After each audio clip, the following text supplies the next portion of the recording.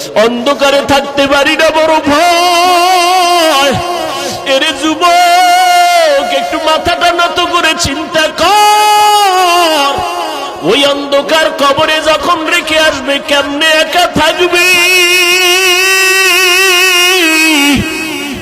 যেই কবরে ডানে বামে মাটি, অন্ধকার, কোনো বিছানাও নাই।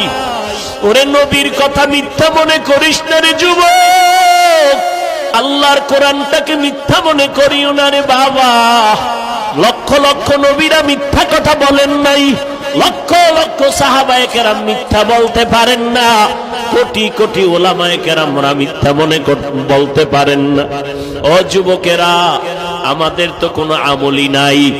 যাদের আমল ভালো, তাকওয়া ভালো, সাহাবায়ে কেরাম এত বেশি আমল করিয়াও কেন তারা জীবনভর কান্না করলেন কবরের ভয়ে?